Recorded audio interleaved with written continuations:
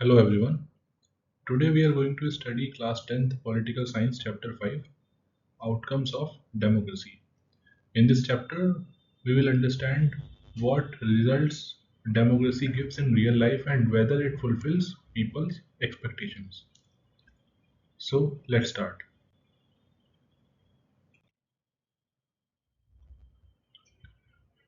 Let us quickly revise what is democracy. Democracy is a form of government where people elect their leaders. This means power is in the hands of the people. For example, in India, we vote in elections to choose our government. Every citizen gets equal right to vote, so everyone has a say in decision making.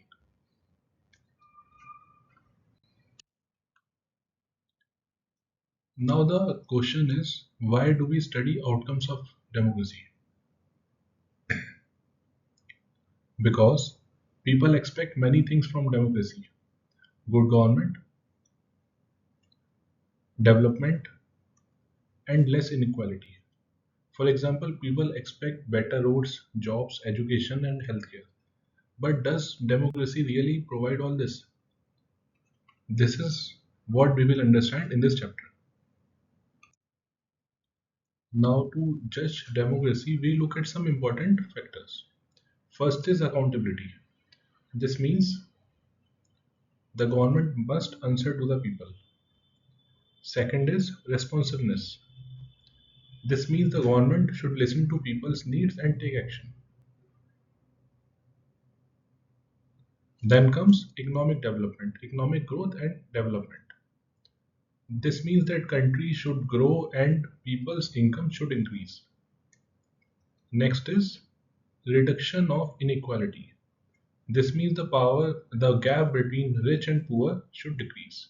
And finally, dignity of citizens. This means that every person should be respected and treated equally.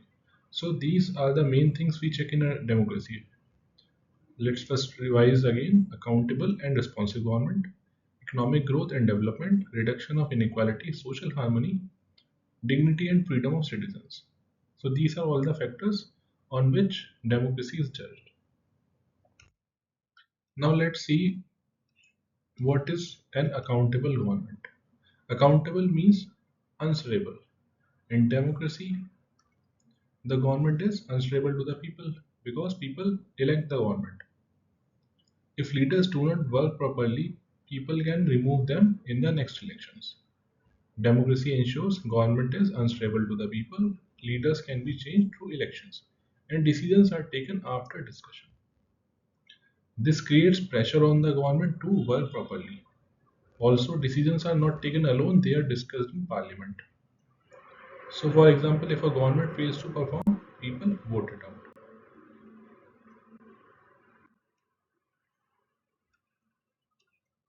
Now, what is a responsible government?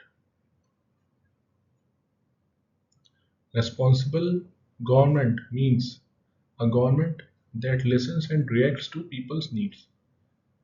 People can raise their issues through elections, media, protests.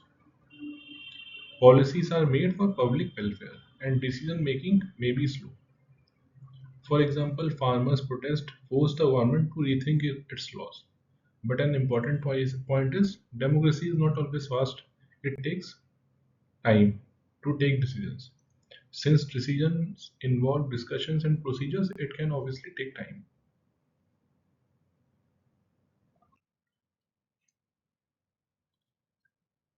Next is legitimate government. Legitimate government means a government that people accept as rightful. A government that is accepted by the people as rightful is legitimate government. So in democracy, the government is chosen by the people, so people trust it and accept its authority. Even if people disagree with some decisions, they still accept the government because it was elected by them. As citizens of India, there are many laws which you may not abide by or do not trust, but still you accept the authority because it is made by the government which is elected by us. So that is why democracy is preferred worldwide. So legitimate government is formed through elections based on people's consent and it enjoys public trust. Now, what is economic growth? Economic growth means increase in a country's income and production. So, democracy does not guarantee fast growth. For example, China has grown very fast, even though it is not a democracy. But India, a democracy, is also growing steadily. Growth depends on many factors like policies, resources, global situation. So, democracy is not weak, but it does not guarantee fast growth. So, not guaranteed by democracy, depends on many factors and similar to other systems.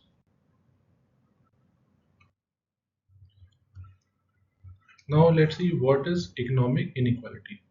It just means that unequal distribution of income and wealth among people. Some people are rich and some are poor. So, wealth is not distributed equally. For example, some people live in big houses. These people are living in big houses, and while other people are living in slums, they don't have enough to eat even. So even though everyone is politically equal, these two persons have the same vote, and these two people also have the same vote, but economically they are not equal. So democracy does not completely remove inequality. Politically, political equality exists, but economic equality is absent. So gap between rich and poor keeps on increasing. So as we can see that high income and low population. That means only some people are very rich and majority of the people are poor. Now, poverty. Poverty means lack of basic needs like food, shelter and income. Conditions in which people lack basic necessities of life. In many democratic countries, a large number of people are still poor. Many people are living in slums. They don't have even enough houses. They live in these temporary shelters and houses. So many people in India still struggle for basic facilities. Even though governments depend on poor voters, poverty has not been fully removed.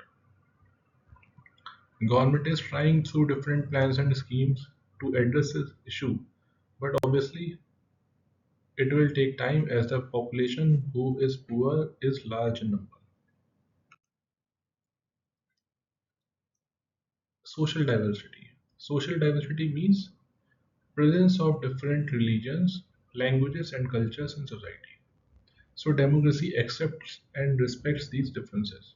For example, in India, people from different religions live together peacefully. There is unity in diversity.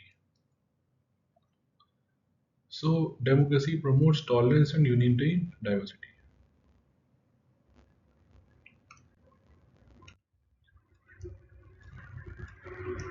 Conflict resolution. Conflict resolution means, first let's see what is conflict. Conflict means disagreement between people and groups, right? So the process of solving disagreements through peaceful means is conflict resolution. So democracy does not remove conflicts completely, but it solves them peacefully through discussion. For example, issues are debated in parliament instead of fighting on the streets, right? So this helps maintain peace in society. So the conflicts exist, they are solved by discussion and violence is avoided. So this is conflict resolution. Next is dignity of citizens. So dignity means respect and equal value of every person. So in democracy, all citizens are equally treated. For example, women have the right to vote, work and study, and same goes for men. So minority also get protection and rights. This gives people confidence and self-respect. So it ensures equality, protects rights, and values individuals. Now, what are the limitations of democracy? Everything has pros and cons. Everything has limitations and delimitations. So the limitations of democracy. So democracy has some weaknesses and shortcomings. And what are those? Slow decisions, inequality continues, and corruption is present. For example, government work may take time due to long procedures. But the good thing is people can raise their voice and bring change. So what is the conclusion of this chapter? Democracy is not perfect, but it is the best form of government because it provides accountability, equality, freedom, dignity, and most important, people can change the government through elections. You must have studied in history about kings and queens and monarchs. So were they accountable? No, they were not accountable. Was there any equality? No, there was no equality. Was there freedom among the people? No, there was no freedom. There was dignity? No. But democracy provides us with all these basic things. So democracy is not perfect, but it is best form of government.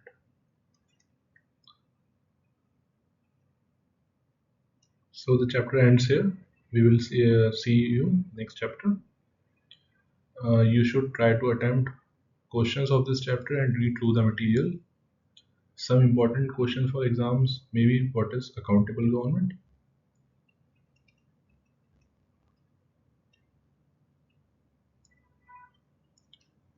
Give examples of responsive government. Why inequality exists in democracy? What is dignity of citizens? Why democracy is preferred? So you should read through the material and try to answer these. And if you have any doubts, you can comment and I will try to address them. Okay, thank you.